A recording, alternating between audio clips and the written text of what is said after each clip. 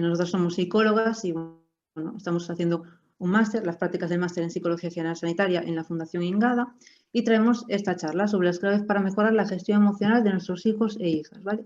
Entonces, por ello tenemos en cuenta toda nuestra trayectoria de aprendizaje en INGADA para plasmarla en esta charla y un poco pues deciros algunas pautas que nosotras también bueno, pues, vimos en nuestra experiencia en INGADA y que os puedan servir para aplicar en vuestro día a día. Lo primero que os quería decir es que bueno, estas pautas tienen un carácter general, es decir, para aplicarlas habría que adaptarlas bien a cada caso, ¿vale? Teniendo en cuenta sobre todo la edad y las dificultades y las características que presente el menor. Entonces, también quería deciros que, bueno, al finalizar toda esta presentación, esta charla, vamos a dejar unos minutos para, bueno, pues plantear dudas, preguntas, ¿vale? Que podéis realizar tanto por el chat como por audio, ¿vale? Y, bueno, también por si tenéis alguna cuestión más personal o más específica, también os dejaremos el correo de INGADA. Bien, entonces, bueno, para empezar, quería decir, bueno, pues que, como sabéis, el trastorno por déficit de atención e hiperactividad es un trastorno del neurodesarrollo que tiene un conjunto de características, ¿no? Y entre estas características destacan tres: el déficit de atención, la hiperactividad y la impulsividad, ¿vale? Que se van a presentar de distinta forma en función del caso. Concretamente, la impulsividad a nivel emocional, junto con otros déficits en las capacidades cognitivas, de los que vamos a hablar más adelante, contribuyen a que las personas con TDAH tengan un alto riesgo de presentar dificultades en el proceso de regulación emocional. Bien, como vamos a estar hablando de este proceso de regulación emocional durante toda la charla, veo conveniente pararnos para, bueno, pues indicar su significado y sus implicaciones. Entonces, el proceso de regulación emocional, bueno, pues implica el conocer qué estamos sintiendo, identificar nuestra emoción y también poder gestionarla de una manera adaptativa. Es decir, implica estos tres aspectos: identificar qué estoy sintiendo, por otra parte, por qué me estoy sintiendo de esta manera, por qué estoy experimentando esta emoción, y por último, qué puedo hacer al respecto, es decir, qué estrategias puedo poner en marcha para gestionar de una manera adaptativa esta emoción. Algunos ejemplos de, bueno, pues de gestión adaptativa sería pues, cuando estamos tristes y escribimos en un papel todo lo que sentimos, o quedamos con alguien de nuestro entorno para hablar de lo que sentimos, de lo que nos ha ocurrido. Es decir, la búsqueda de apoyo y la expresión emocional serían estrategias adaptativas. O, por ejemplo, cuando experimentamos enfado y contamos hasta 10, respiramos hondo o incluso realizamos alguna actividad agradable, como puede ser escuchar música, también serían estrategias adaptativas. Sin embargo, hay personas que, bueno, pues, desarrollan o llevan a cabo estrategias una y otra vez que son desadaptativas. Pues, por ejemplo, el caso de un menor que cada vez que se enfada pega un puñetazo contra la pared.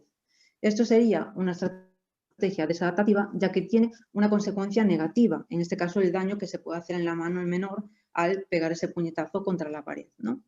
Entonces, cuando la persona tiene dificultades para identificar sus emociones y también dificultades para gestionar estas emociones de una manera adaptativa, hablamos de que existe una desregulación emocional, ¿vale? La desregulación emocional, por lo tanto, son esas dificultades en el proceso de regulación emocional. Bien, un grupo de investigadores analizó de qué manera se manifiesta la desregulación emocional en las personas con trastorno por déficit de atención e hiperactividad. Y, bueno, pues identificaron tres manifestaciones principales. La primera es la labilidad emocional, que sería pues esa inestabilidad en el estado de ánimo, en las emociones que experimentamos, ¿no? Y que podemos ver pues esa inestabilidad en la otra persona.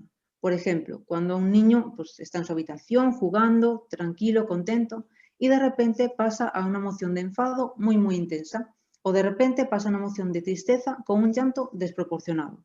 Es decir, la labilidad emocional implica eso, un cambio en la emoción, que además es un cambio que se produce de manera inmediata, brusca, y que es desproporcionado en relación a la situación que está ocurriendo.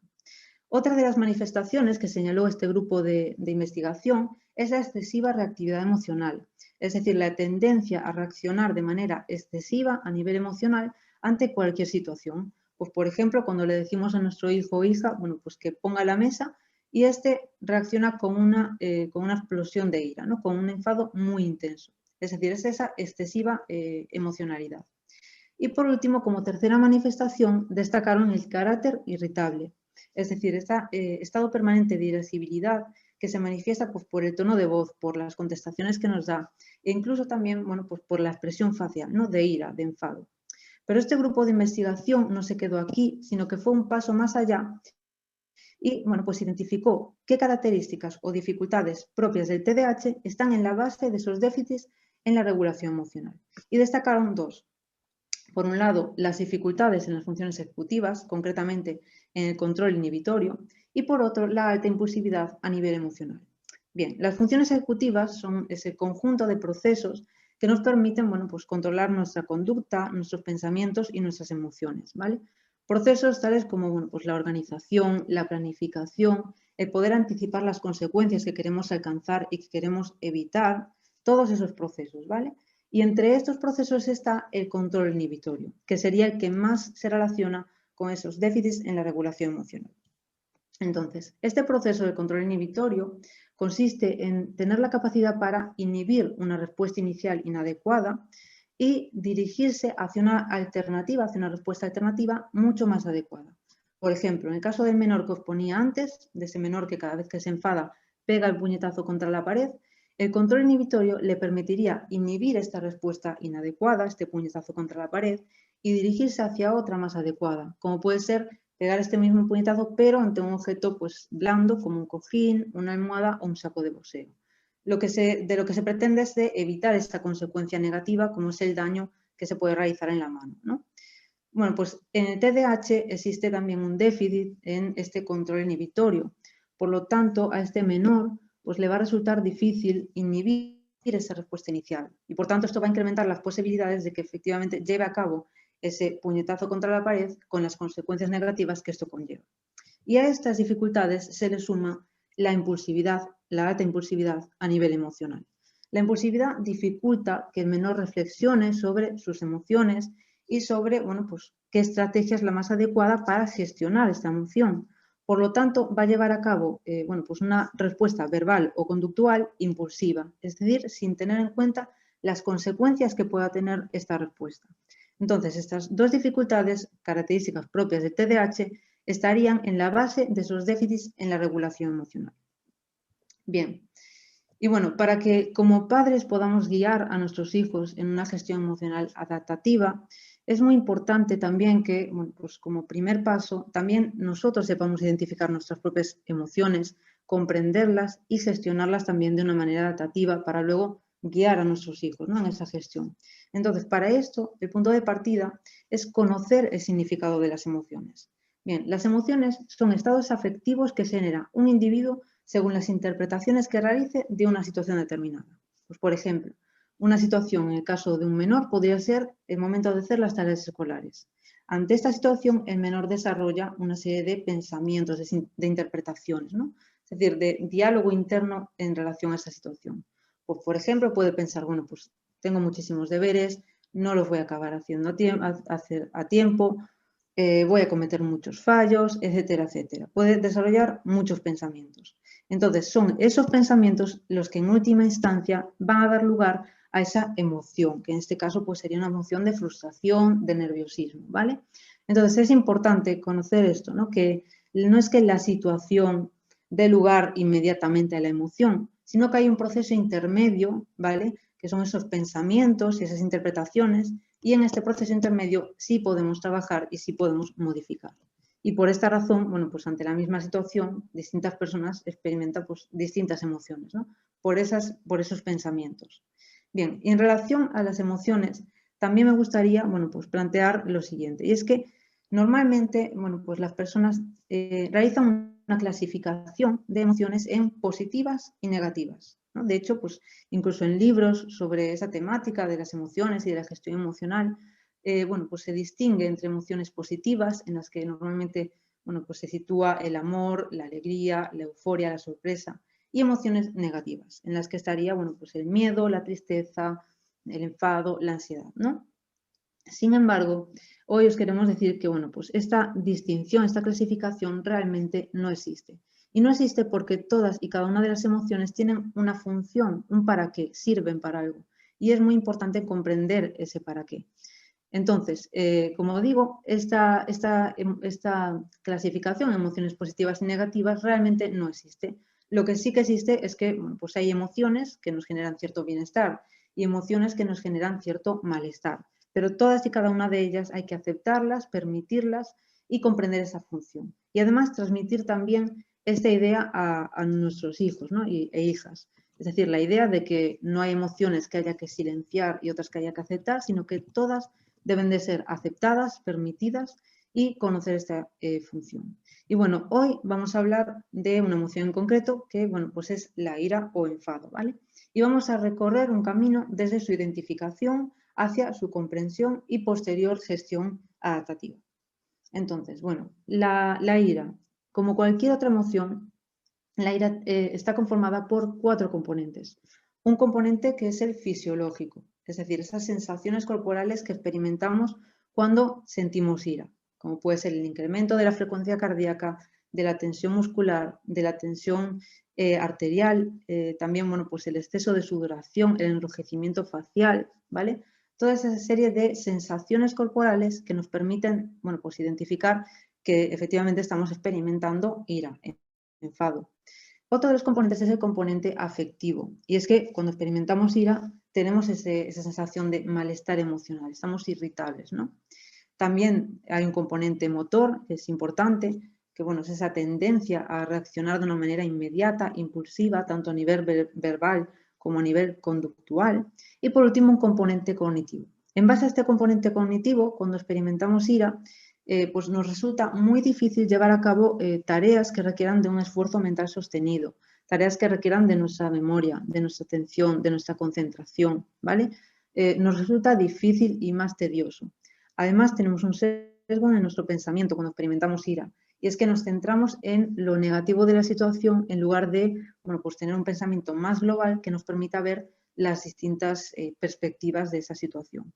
Y por otra parte, tendemos a buscar culpables, es decir, experimentamos ira y queremos saber quién nos generó esa ira y normalmente la encontramos en las conductas o en las respuestas verbales de personas de nuestro entorno. Entonces, es importante conocer todos estos componentes para hacernos una idea de lo que es la ira, comprenderla y, por lo tanto, poder identificarla y posteriormente gestionarla.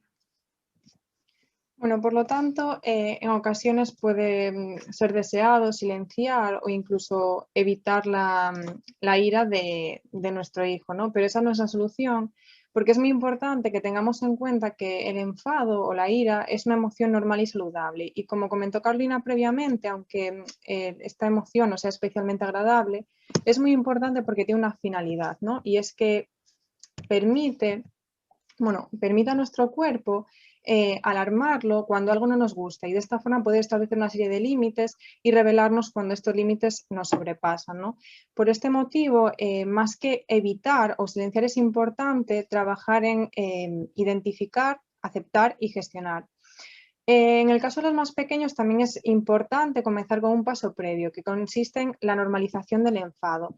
En ocasiones a veces piensan que nadie se enfada o que es su culpa. Entonces nosotros como padres es importante que le hagamos ver que nosotros y el resto de adultos, así como otros niños, también se enfadan y que tenemos las mismas ganas de pegar o de expresarlo de manera inadecuada, y que hay personas que les cuesta más y otras personas que les cuesta menos por esa impulsividad emocional.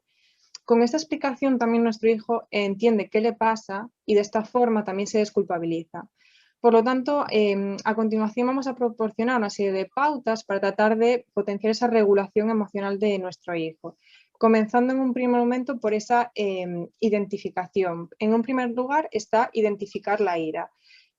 Poner nombre a las emociones es una forma para identificarlas y también comprender qué nos pasa. Entonces, nosotros como padres, una labor que podemos hacer con nuestros hijos es formular preguntas que permitan identificar esas sensaciones corporales, ¿no? Que comentaba Carolina, el componente fisiológico, esos indicios que alarman de que se está empezando a enfadar, para posteriormente poder actuar con las pautas correspondientes a la gestión. También es muy importante otra forma de ayudar a nuestro hijo a identificar las emociones, a que les ponga nombre y a que hable de ellas, que nosotros actuemos como un espejo, ¿no? Que reflejemos lo que vemos en nuestro hijo. Porque en un primer momento nuestro hijo también identifica las emociones a través de lo que observa en sus padres. Por esta forma, pues aunque él no sepa el nombre, también dárselo a nosotros. Por ejemplo, si lo hemos enfadado, pues veo que tu cara es un poco de enfado. ¿Qué pasó? O veo que estás enfadado, que estás más tenso, y de esta forma también le ayudamos a que identifique esas emociones para que posteriormente lo haga él. Otro aspecto muy importante es que expliquemos esa progresión del aire, que nosotros también la tengamos en cuenta, ¿no? Esas etapas desde que aparece el enfado hasta que se produce ese estallido emocional. Y para explicar esta progresión podemos hacer una analogía con el semáforo, ¿no? Con los 3 colores del semáforo, que en un primer momento sería cuando está tranquilo, ¿no? Que para y habla con calma, está quieto. Otro segundo color, que es el color ámbar, haría referencia a cuando, pues esos indicios, ¿no? Que habla alto, que está tenso, que tiene los puños calientes o como lo experimenta nuestro hijo o hija. Y también en el color rojo se encuentra esa manifestación conductual, ¿no? En ese estallido emocional, pues grita, pega, tira cosas. Y por otro lado, esta progresión de la ira también se puede ejemplificar usando el símil con el volcán, ¿no? El cuerpo del volcán serían pues esas sensaciones corporales, ¿no? Las que está experimentando. La lava que sube por el interior del volcán serían los pensamientos, las emociones que cada vez se van haciendo más intensas hasta llegar a la boca del volcán, que es cuando explota, que sería la conducta que manifiesta.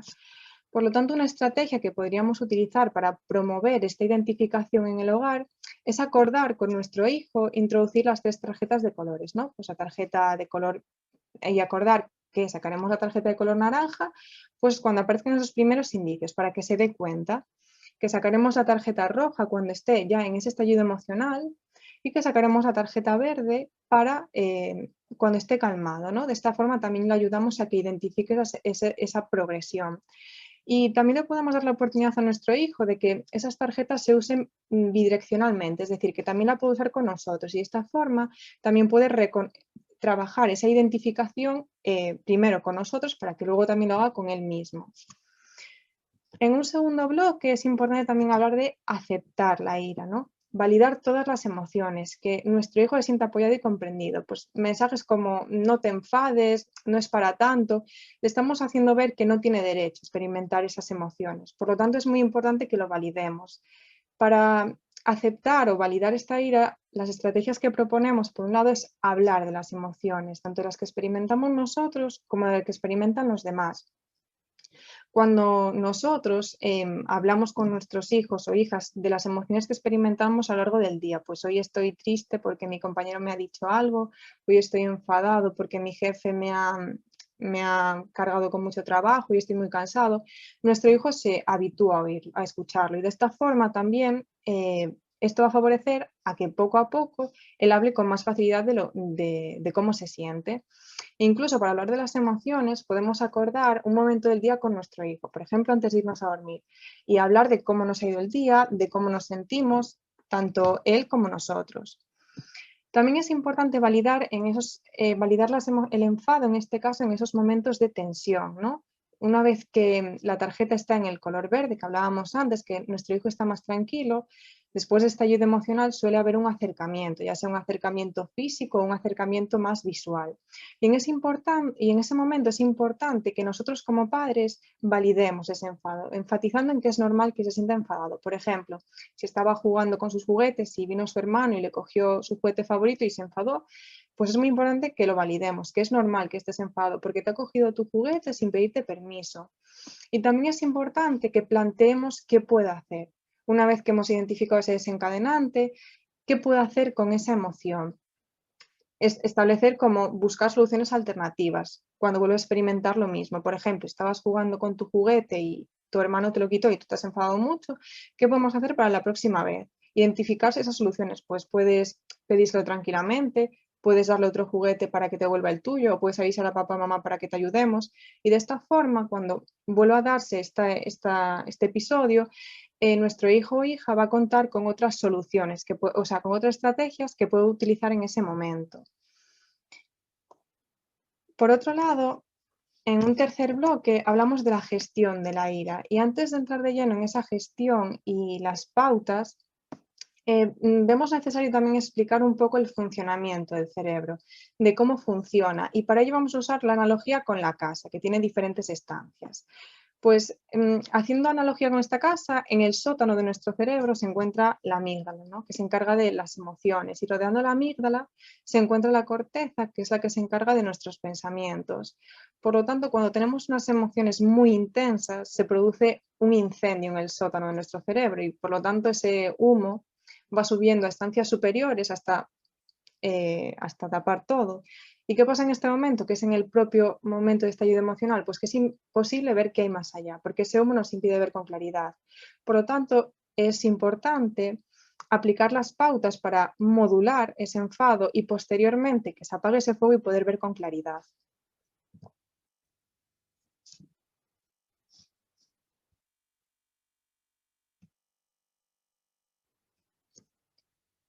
Carolina, no se escucha.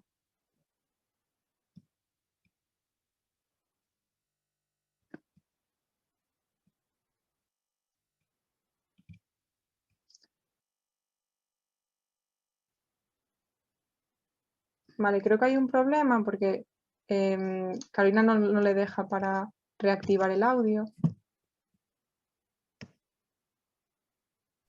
Vale, ahora ya está, ¿no? Se me Sí. escucha. Ahora sí. Vale, perdón, es que estaba silenciada. Nada, bueno, en los momentos en los que mi compañera decía, bueno, pues que ese humo está presente, ¿no? En esa corteza cerebral, es importante que, bueno, pues no entremos en conversaciones con el menor, porque en esos momentos no está capacitado para reflexionar y para razonar, ¿vale? Entonces es importante que no entremos en conversaciones y que simplemente digamos, bueno, pues es normal que estés enfadado. Y a continuación le indiquemos lo que sí puede hacer, en lugar de centrarnos en lo que no debe de hacer, pues le proponemos lo que sí puede hacer, le damos alternativas. Entonces podemos decirle, bueno, pues es normal que estés enfadado. ¿Qué te parece si vas a tu habitación para liberar el enfado? ¿O qué te parece si sales a correr para liberar el enfado? Es decir, le damos esas alternativas, ¿vale? Y también otro aspecto importante es que nosotros como adultos y como padres logremos mantener esa calma, porque bueno, es normal que cuando el menor está en esos momentos de tan alta intensidad del enfado, nosotros es normal que tengamos cierta agitación, cierta tensión, ¿no? Y además que esa tensión se vaya incrementando, de manera que se produce una escalada de conflicto. El conflicto se hace cada vez más tenso.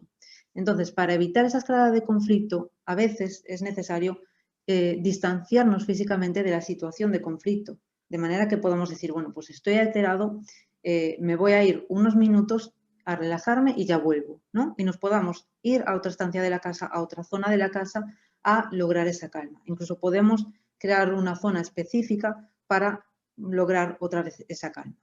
Bien, y entonces, ¿cómo podemos modular el enfado del menor? ¿Cómo le podemos ayudar, ¿no? a liberar este enfado de una manera adaptativa? Bueno, pues ahora os vamos a proponer una serie de estrategias, ¿vale? Pero antes de hablar de esas estrategias, me gustaría decir que cualquier tipo de estrategia o técnica que vayamos a aplicar, que vayamos a proponerle al menor, hay que hablarlo antes con él en un momento en el que estemos los dos tranquilos.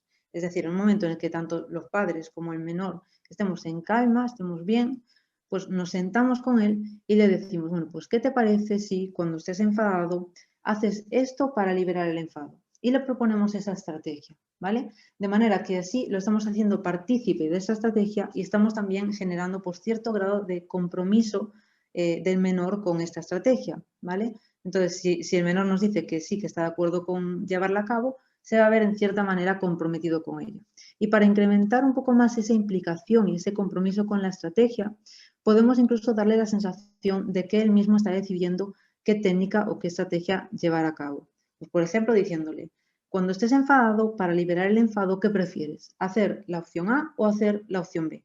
Y entonces somos nosotros como adultos los que proponemos esas dos alternativas, pero es el menor quien decide en última instancia cuál de las dos elegir, ¿no? Cuál de las dos llevar a cabo en esos momentos de enfado. Entonces incrementamos el grado de compromiso con la estrategia.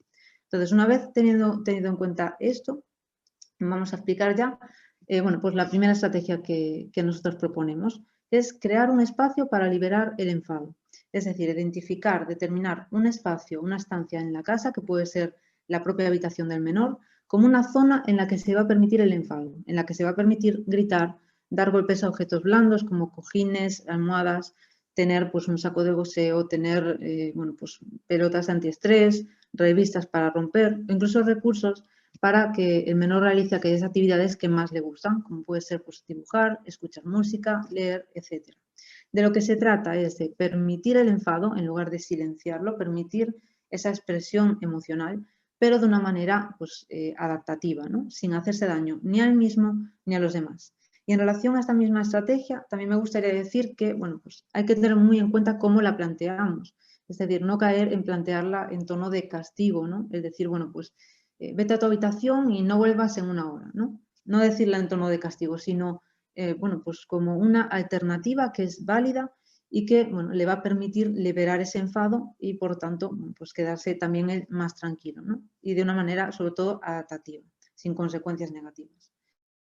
Entonces, la segunda estrategia de la que vamos a hablar es la técnica del stop. Bien, esta técnica consiste en negociar con el menor un estímulo visual o verbal que podamos utilizar en aquellos momentos en los que el menor empiece a enfadarse, ¿no? Es muy importante que este estímulo lo elija el propio menor. Puede ser la palabra stop, puede ser una señal de stop como la que tenemos aquí en imagen, puede ser una tarjeta roja, es decir, puede ser cualquier estímulo, pero que la decida el propio menor para incrementar ese compromiso del que hablábamos antes, ¿no? Y esta técnica se puede complementar con la anterior, de manera que este estímulo sirva como una señal para irse a la estancia para liberar el enfado, ¿vale?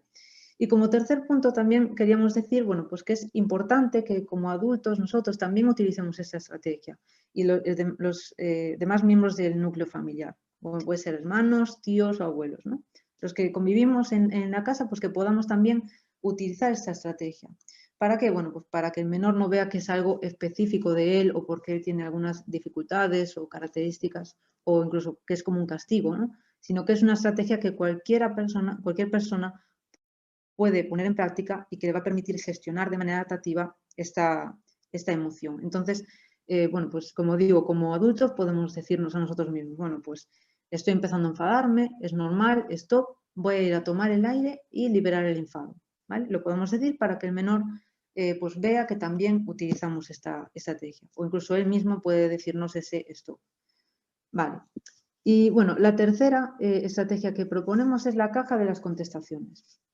Esta consiste en que nosotros como padres junto a nuestro hijo o hija, bueno, pues cojamos una caja de cartón cualquiera y la personalicemos, ¿vale? Que el menor pueda pues, pintar en ella, poner pegatinas, frases, palabras, lo que se le ocurra. Pero lo que hay como requisito es que tiene que haber una ranura, un orificio en esa caja, porque esta técnica consiste en que cuando el menor tenga esa respuesta verbal inadecuada, ese impulso verbal, pueda emitir esa respuesta ante la ranura de la caja, es decir, coja la caja y diga pues, esas respuestas inadecuadas en la propia caja. Bueno, esto es para que no dirija esos gritos, esas palabras inadecuadas o esas contestaciones inapropiadas a una persona, sino que las dirija a un objeto neutro y por lo tanto evitemos así el daño que puede generar esas respuestas verbales inadecuadas. Y como cuarta y última estrategia para esa modulación del enfado, bueno, pues podemos también hacer uso de las autoinstrucciones. Esto es, hablarnos a nosotros mismos para dirigirnos hacia una reducción de ese enfado, de esa intensidad y hacia la calma, ¿no? Es importante que el primer paso lo demos nosotros como adultos, es decir, que seamos los primeros en aplicar esa estrategia. Y la aplicaremos en voz alta, pues diciéndonos, por ejemplo, bueno, pues noto que mis músculos se están tensando, ¿no? Noto que, bueno, pues que tengo los puños muy cerrados, que me estoy empezando a enfadar. Es normal, tranquilo. Bueno, pues voy a contar hasta 10 y respirar profundamente para tranquilizarme, ¿vale? Podemos decirnos esto en voz alta para que el menor nos pueda escuchar, pueda ver cómo utilizamos esa estrategia y le podamos servir también de modelo para luego él aplicarla, de manera que empiece también aplicándola en voz alta y luego ya con los entrenamientos, pues que lo haga más como un diálogo interno, que incluso pueda utilizar en otros contextos como puede ser el colegio, como puede ser pues, el supermercado. Bueno, por lo tanto, cuando llega la calma, ¿no? Cuando ha disminuido la intensidad de ese estallido emocional, es importante que cuando esté calmado validemos, lo que comentábamos antes, normalizar ese enfado. Y también que hablemos de nuestro hijo de las consecuencias que ha tenido, pues esas conductas disruptivas y las ha emitido. En cuanto a las consecuencias, es importante que las consecuencias que apliquemos a los comportamientos de nuestro hijo o hija tengan en cuenta las características que os mostramos. Por un lado, que sean realistas, es decir, evitar poner consecuencias que sabemos que no vamos a poder llevar a cabo. Por ejemplo, no vas a tener móvil nunca, o cualquier otra consecuencia que no sea realista. Otro aspecto es que sean inmediatas, que la consecuencia esté próxima a esa conducta inadecuada y evitar poner consecuencias a largo plazo. Por ejemplo, si hoy tenía que hacer su cama y no la hizo, pues una consecuencia a largo plazo que tenemos que evitar, por ejemplo, es que no va a ir al cumpleaños de su amigo, porque eso además va a generar frustración. Y también que las consecuencias que apliquemos sean proporcionales, es decir, que esa consecuencia sea proporcional a la conducta inadecuada. Es decir, si tenía que poner la mesa y no lo hizo, pues una consecuencia proporcional, realista e inmediata es que te quedas sin postre. Una consecuencia desproporcionada es que va a estar toda la semana sin estar con la tablet o estar toda la semana sin ver la televisión. En cuanto a la aplicación de las consecuencias para que se apliquen adecuadamente, pueden estar englobadas en un pacto. Y este pacto se acuerda en esos momentos de calma de forma escrita y lo que hacemos es negociar con nuestro hijo las consecuencias, tanto positivas, si lo hace bien, y negativas de esos comportamientos. Y es importante que lo negociemos con él porque así lo hacemos parte activa del proceso y además ganamos su compromiso de que si lo hace, esas van a ser sus consecuencias y tiene conocimiento. Por lo tanto, cuando realice las conductas disruptivas durante el episodio de rabia, una vez que se tranquilice, no en ese momento, sino que una vez que se tranquilice, pues le recordamos el pacto y las consecuencias ligadas, ¿no? Es muy importante que nosotros, si están las consecuencias escritas, no cambiemos las consecuencias, porque eso va a generar frustración y que además no añadamos otras consecuencias en ese momento. Es importante que en el momento que se quiera modificar el pacto se haga otra vez conjuntamente y que tenga otra vez en cuenta la opinión de nuestro hijo o hija. En un segundo lugar, nos gustaría hablar también de la sobrecorrección restitutiva, que es una estrategia que nos permite modificar esa conducta inadecuada y que consiste en llevar a cabo una conducta que subsane esas consecuencias negativas que tiene la conducta disruptiva, que es lo que se conoce como práctica positiva. Con los ejemplos se ve más claro. Por ejemplo, si pinta el suelo, pues tiene que borrar y fregarlo. Si tira la mochila y los libros al suelo, bueno, pues tiene que recogerlo y guardarlo en su habitación. Si insulta, pues pedir disculpas, escribir una carta escribiendo las disculpas a la persona que ha insultado. Si ha roto un objeto, bueno, pues tiene que pagarlo poco a poco el valor de ese objeto. Y de esta forma tratamos de modificar esa conducta inadecuada. Y finalmente vamos a hablar del castigo para explicar que no es la mejor estrategia pedagógica y que en ocasiones el castigo genera frustración y cuando se aplica continuamente también disminuye esa motivación de nuestro hijo por cambiar. Y además los cambios que se producen son superficiales, son más por miedo y no son un cambio de esa conducta. Por lo tanto, vamos a aplicar el castigo únicamente cuando sobrepasen determinados límites, por ejemplo, que agreda físicamente a alguien. En las demás ocasiones es más adecuado optar por esa sobrecorrección restitutiva o por el pacto. Y es importante que los límites que establecemos en casa que sean estables, que sean claros, que sean consistentes. Y esto va a favorecer también el desarrollo emocional de nuestro hijo. Porque si esos límites en ocasiones son inconsistentes, también va a dificultar esa interiorización de las normas y por lo tanto es importante que nosotros se los transmitamos y que nosotros apliquemos de manera estable y consistente. Vale, bueno, una de las situaciones que más conflictos genera, ¿vale? Que más, bueno, pues produce quizás esos estallidos de ira y esas discusiones con nuestro hijo o hija, es el momento de realizar las tareas escolares, ¿vale? Por eso quisimos dedicarle una parte de esta charla a esta situación en específico. Entonces, bueno, como padres, bueno, pues es necesario que entendamos los factores que están implicados en el rendimiento académico de nuestro hijo o hija, en el comportamiento que tiene y la actitud que tiene en relación a las tareas escolares. Y estos factores son 4 principalmente y además están interrelacionados. Es el déficit atencional, las dificultades en las funciones ejecutivas, la baja motivación y la baja autoestima.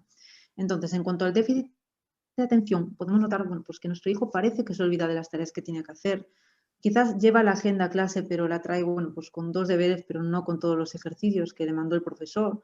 o cuando se pone a hacer las tareas va muy lento porque tiene muchos despistes, o incluso evita hacer aquellas tareas que requieran de un esfuerzo mental sostenido. En definitiva, o bien no finaliza las tareas a tiempo, o bien las finaliza a tiempo, pero después de haber pasado horas y horas dedicándoselas a estas tareas escolares, ¿no? Todo ello por este déficit atencional. A esto se le suman las dificultades en las funciones ejecutivas, que se traducen en dificultades para organizar lo que tiene que hacer en el día y obviamente durante la semana, ¿no?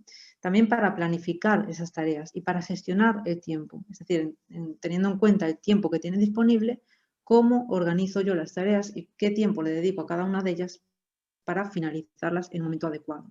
Entonces, a estas dificultades se le suma la baja motivación y la baja autoestima, que son factores muy relacionados con esa descompensación que hay entre el esfuerzo que el menor realiza y los resultados que obtiene. Y es que los menores con TDAH realizan un esfuerzo de 3 a 5 veces mayor que sus iguales y, sin embargo, obtienen resultados muy por debajo. Por lo tanto, esto los sitúa en una posición de baja motivación con respecto a las tareas escolares, es decir, evitan realizar estas tareas escolares, postergan muchísimo y también en una posición de baja autoestima, anticipan los resultados negativos antes incluso de que estos sucedan. Entonces, para compensar y revertir estas dificultades, estos factores, os vamos a proponer una serie de pautas de recomendaciones. El primer bloque del que vamos a hablar es la organización del estudio, es decir, qué podemos hacer como padres para que nuestro hijo cree un hábito de estudio. Pues bien, lo primero es la presencia y participación de los padres, ¿vale? En un primer lugar, ser un apoyo para nuestro hijo, es decir, que el menor nos vea disponibles para, bueno, pues supervisarlo, para corregirle los ejercicios o para incluso indicarle alternativas de estudio, como puede ser pues, realizar esquemas, síntesis, resumen. En definitiva, que nos vea disponibles. Esto también va a depender mucho de la edad del menor. Obviamente, pues si es más pequeño, va a requerir más de nuestro apoyo, incluso de nuestra presencia física en esos momentos de hacer las tareas escolares. Y si es mayor, pues incluso va a exigir esa independencia, ¿no? Esa responsabilidad propia con sus propias tareas escolares. Pero es importante que siempre tengamos en cuenta que el menor nos perciba como un apoyo y como que estamos disponibles. Y por otra parte también servir de modelo, es decir, que el menor nos pueda ver cómo organizamos nuestro día a día, nuestro trabajo o nuestros estudios. Pues algo tan sencillo como cómo realizamos la lista de la compra para llevarla y no olvidarnos de nada, o cómo utilizamos la agenda para organizar nuestra semana, nuestro día y también para, bueno, pues acordarnos de todo lo que tenemos que hacer. Esto le va a permitir, bueno, pues conocer esas estrategias y saber que es algo que no solo le pueden servir a él porque tenga pues, ciertas características, sino que nos sirven a todas las personas, incluso a los adultos, ¿no? Para pues, organizarnos y para recordar todo lo que tenemos que hacer en el día. Y también realizar actividades como leer, le puede ayudar también a tenernos como un referente, como un modelo y también él pues llevar a cabo esas actividades como leer, ver documentales, etc. Y la segunda pauta es pautar un tiempo de dedicación a las tareas académicas, es decir, que todos los días a la misma hora sea la hora para dedicársela a las tareas escolares, ¿vale? De forma que establezcamos una rutina y que el menor pueda incluso anticipar lo que va a hacer, ¿no? Esos momentos de hacer las tareas escolares. Ya que si puede anticipar, se reduce la incertidumbre y con ello el estrés. Y además puede organizar su día, es decir, sabe que a unas determinadas horas va a estar en clase, sabe que a unas determinadas horas va a dedicárselas a esas tareas escolares. Y entonces va a poder organizar pues, el tiempo de ocio y el tiempo de descanso, que son igualmente importantes. Entonces, con esta rutina, ¿vale? También, bueno, decir que hay un margen a la flexibilidad. Evidentemente, pues en esos periodos de vacaciones, de descanso, de fines de semana, pues, podemos también pues, flexibilizar este horario. Pero de base es importante tener esta rutina. Y para esta rutina nos va a ayudar mucho un recurso que son los planificadores semanales, que incluso los podemos crear nosotros con el menor, pues personalizados, ¿no? Bueno, pues con los dibujos que a él le gusten, le parezcan agradables. Y el planificador lo que nos va a permitir es saber de un vistazo todo lo que tenemos que hacer en todos los días de la semana, ¿vale? Durante una semana. Entonces, si tenemos esta hora establecida para realizar las tareas académicas y si es la misma en todos los días, pues le va a permitir de un vistazo ver toda la rutina que tiene que hacer. Y como dije, anticiparse y organizarse. Y además, otro de los recursos indispensables y que bueno, ya conoceréis es la agenda, ¿vale? Ya no tanto a nivel semanal, aunque también, pero sobre todo a nivel del día a día, de las tareas que tiene que hacer en el día a día. Y con respecto a la agenda, queríamos indicaros 3 pautas, 3 recomendaciones. La primera es que el menor, bueno, pues subdivida las tareas en lo más concreto posible. Es decir, si tiene el jueves un examen de lengua, pues en lugar del martes anotar, bueno, pues estudiar examen de lengua, que anote estudiar apartado 1 del tema 1 de lengua. Y el miércoles, pues estudiar el apartado 2 del tema 1 de lengua. Es decir, que subdivida las tareas en subtareas y que sean muy concretas y por lo tanto muy realistas, ya que esto le va a permitir incluso estimar el tiempo que le puede llevar realizar esa tarea y organizarse para finalizar esa tarea en esa semana, ¿no? Y llegar al jueves pues con todo estudiado. Por otra parte, otra recomendación, algo que puede ser adecuado, es que ordene las tareas por orden de dificultad. Es decir, cuando se pone en ese momento, cuando llega ese momento de realizar las tareas escolares, abre la agenda, ve todas las tareas que tiene que hacer, en lugar de empezar por la que le surja, ¿no? De manera aleatoria, pues puede ordenarlas por orden de dificultad. Pues, por ejemplo, poniendo un círculo rojo al lado de aquellas que considere más difíciles, un círculo amarillo al lado de las que considere de dificultad intermedia y un círculo verde a aquellas que considere de dificultad baja, es decir, aquellas fáciles, ¿no? ¿Y cómo va a empezar? Bueno, pues lo ideal es que comience a realizar las tareas que sean de dificultad intermedia para que tenga pues ir cogiendo ese ritmo, esa energía y también para que tenga un feedback positivo, ¿no? Que los resultados sean positivos. Después que pase a las tareas de dificultad alta, ¿vale? Porque ya tiene ese ritmo de estudio. Y para finalizar, cuando ya, bueno, pues la motivación ya no es tan alta, cuando ya hay un cansancio mental, pues que vaya ya con las de dificultad baja, con las fáciles y finalice las tareas, ¿vale? Y otro aspecto muy importante es que se planifique el tiempo también de descanso, es decir, que haya un tiempo de estudio y de descanso, ¿vale? Que se intercalen esos momentos de descanso. El tiempo dedicado al estudio y el descanso va a depender mucho pues, de la edad y de las características del menor, es decir, bueno, pues por ejemplo podríamos poner un tiempo de estudio de 20, 40 minutos y de descanso de 5 o 10 minutos, pero ya digo, hay que adaptarlo mucho a la edad y las características del menor. Y en relación al tiempo de estudio queríamos, bueno, pues comentar 2 cosas importantes. La primera es que lo más adecuado es que se cronometre de alguna forma. Bueno, pues ya sea con una alarma del móvil, con una alarma del ordenador o incluso nosotros, pues diciéndole cuando pasaron esos 5 minutos, pues que ya pasó ese tiempo de descanso, ¿no? Es decir, que se cronometre, porque si no, pues podemos tirarnos pues media hora de descanso y se nos va a pasar esa tarde de estudio. Y por otra parte, que sea un descanso real, es decir, que no utilice, que el menor no utilice pues ni el móvil, ni se ponga a jugar una partida del videojuego, ni a ver una serie, porque en primer lugar se le va a pasar el descanso muy rápido y en segundo lugar pues le va a costar muchísimo luego volver a retomar el estudio. Entonces, en ese periodo de descanso, realmente descansar y hacer acciones, bueno, pues como levantarse, estirar, ir a la cocina a comer algo, a beber algo, ir al baño, tomar aire, bueno, pues esas acciones que nos permiten desconectar un poco y luego volver con más energía, ¿no? Y a modo orientativo os dejamos aquí, bueno, pues los minutos al día de estudio y los días a la semana en función de la edad. Bueno, pues de 4 a 6 años, 15 a 30 minutos al día, 3 o 4 días por semana. De 7 a 12 años, 1 o 2 horas al día, 5 días por semana. Y de 13 a 16 años ya serían pues 2 a 3 horas al día, 5 días por semana. Siempre teniendo en cuenta que esos minutos o horas al día no son seguidos, sino que es intercalando esos periodos de descanso. Otro aspecto a considerar en este bloque es el lugar de estudio. Es importante que el lugar sea adecuado y tranquilo, tener siempre un lugar de estudio único, que esté ventilado, que esté luminoso, que esté ordenado, porque esto va a favorecer el bienestar. También tener un sistema de clasificación, de organización del material que hay encima de la mesa. Pues, por ejemplo, los bolígrafos se guardan aquí, las gomas aquí, el Tipex aquí. Y de esta forma, cuando terminen las tareas, que las cosas queden en el mismo sitio que deberían estar y siempre en el mismo. También es importante que ese lugar esté libre de estímulos distractores y es importante que antes de comenzar con la tarea nuestro hijo o hija cuente con el material que va a hacer falta y lo tenga a mano. Por ejemplo, si necesita las reglas, necesita algo que no tiene a mano, pues ya tenerlo disponible y del resto eliminar los estímulos distractores. Y todo ello va a hacer que esta situación de estudio sea un poco más agradable y también mejorar el rendimiento durante ese tiempo.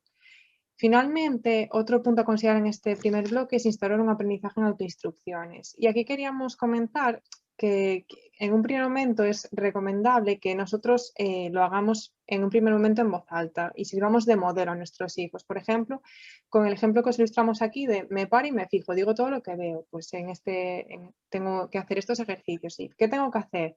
¿Qué me pide el ejercicio? Lo leemos. ¿Cómo lo hago? Pues planteamos cómo lo podemos hacer. Lo hacemos. Revisamos si está bien y si está bien lo tachamos en la agenda y pasamos al siguiente. Si no está bien, lo repasamos y lo corregimos. Y si no entendemos algo, le preguntamos a alguien.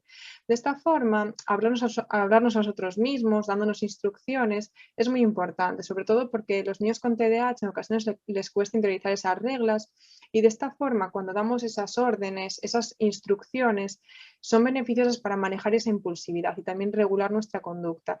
Pero lo que os comentábamos, en un primer momento es adecuado que lo hagamos nosotros y con nuestro hijo para que él vea cómo lo hacemos, que posteriormente lo haga él también en voz alta y que termine interiorizándolo.